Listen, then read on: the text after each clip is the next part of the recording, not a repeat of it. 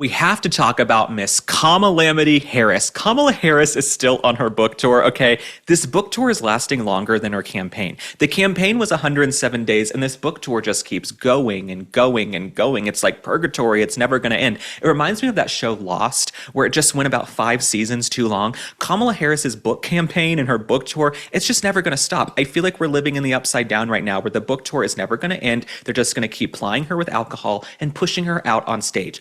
Well, Kamala Harris is trying this new thing where she is cursing and dropping F-bombs to be relatable. And it seems so deliberate to me. It seems so phony and so fake because we remember there was that Democratic memo about trying to reach young people and trying to be relatable. And all the Democrats started cursing and saying the S word and the F word and words I've only, read about in books. But no, they really are making this deliberate attempt to be relatable by cursing. And so I want to play you this clip of Kamala Harris, and you tell me if this is someone you want to relate to.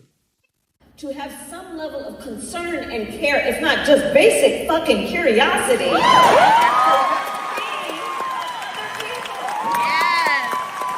So much about this moment that is trying to make people feel like they've lost their mind. When in fact, these motherfuckers are crazy.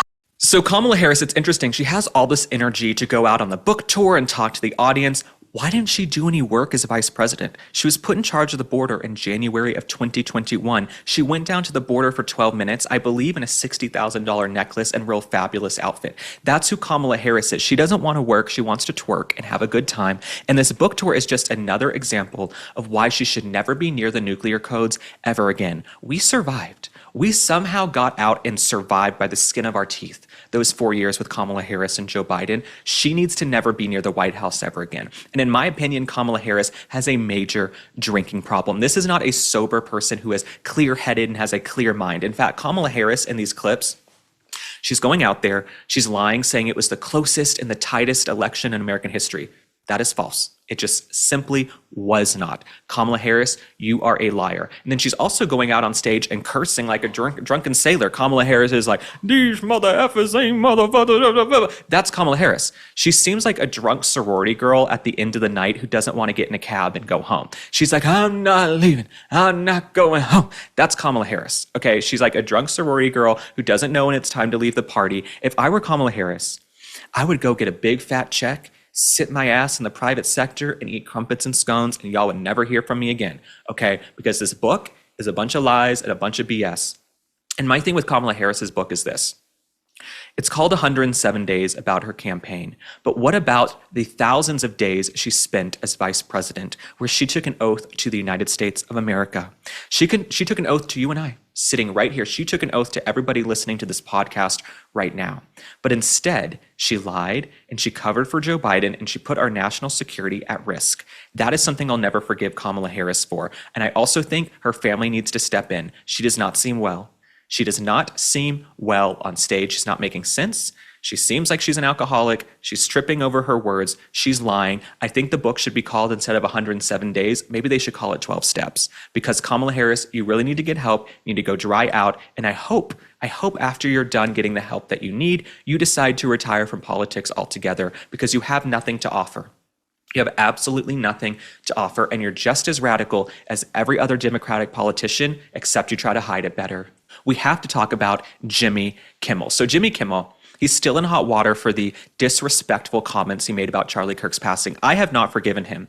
When you go on TV and you deliberately lie, when someone is dealing with 2 young children, an entire organization, Erica Kirk is trying to deal with her family, that is just something I can't forgive Jimmy Kimmel for. And apparently other folks haven't forgiven him either, because his ratings have plummeted. Let me read you about this. So Thursday, October 2nd, his show averaged 1.9 million viewers, shedding 71% of the audience that tuned in for the show's return.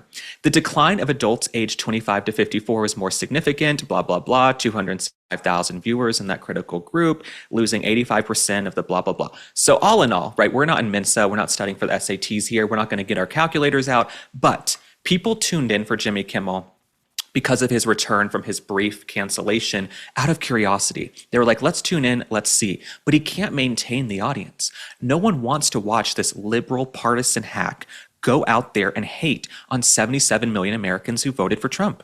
And there are those of you who voted for Trump watching this, those who didn't, those who never would, those who abstained from voting altogether.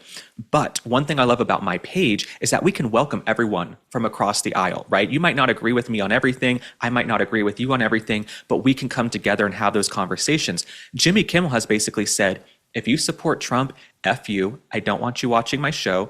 I want you going and watching Fox or something else. You can't tune in and watch my show. So that's basically what Jimmy Kimmel has said. He wants to be this far left partisan hack and has basically told his audience that was with him for years and ended up supporting Trump, go elsewhere. That is what Jimmy Kimmel has said. And we actually have a clip. Jimmy Kimmel is so delusional, he thinks he's more popular than Trump. We've had a hell of a couple of weeks, but I did get some exciting news this weekend. According to a new poll from YouGov, which is a serious polling site, or they were before this, I am more popular than the President of the United States. The guy who keeps saying I have no ratings, well, that makes two of us. I think in Jimmy Kimmel's own mind, he's more popular than President Trump, but I'm here to tell you, I don't have anyone in my life who watches Jimmy Kimmel. Okay, I have a wide range of friends.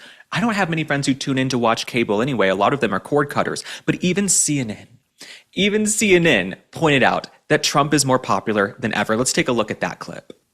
Is Trump doing what he promised in the 2024 campaign? Yes, 52%. The majority of Americans say that Donald Trump is doing what he promised compared to 48% who said no. So what essentially is going on here is the voters expected all of this from Donald Trump. The majority did, and that is why his favorable rating, simply put, has not really moved all that much compared to where it was a year ago. Trump is basically doing what the American people thought that he was going to do. Indeed, if you look at the numbers, Trump has basically the steadiest favorable rating this much through a presidency of any president on record. So Jimmy Kimmel, hate to break it to you, hate to burst your bubble. You're not that popular. I honestly don't think Jimmy Kimmel will be on the air a year from now, especially 2 years from now, because how much longer can folks tune in and listen to this partisan hack, right? Even if you hate President Trump, don't you want to go watch something else? Don't you want to be entertained and laugh? And my thing with Jimmy Kimmel is this. He couches himself as this comedian. I've yet to hear a joke. I've yet to hear a single joke from Jimmy Kimmel that it's made me laugh. Right? I don't think he's that funny. I don't think he's that intelligent. I don't think he's that bright. And I honestly think he wants to, purport himself as this product of cancel culture. You were canceled for 72 days. You want to talk about the double standards between the right and the left?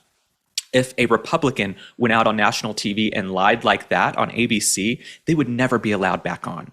You went out there and you lied about Tyler Robinson, Charlie Kirk's assassin, and you were back on the air 3 days later after playing the victim card.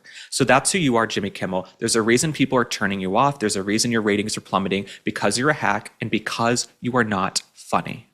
I've got to share something that seriously upgraded my life. My Aurora Luxe mattress from Brooklyn Bedding. Sleep is everything when you're juggling a million things, and this mattress has been a total game changer. It's handcrafted in their US factory with top-notch quality. Their top-of-the-line cooling cover technology keeps me cool all night, and my back feels amazing. It's no wonder it's endorsed by the American Chiropractic Association for spinal support.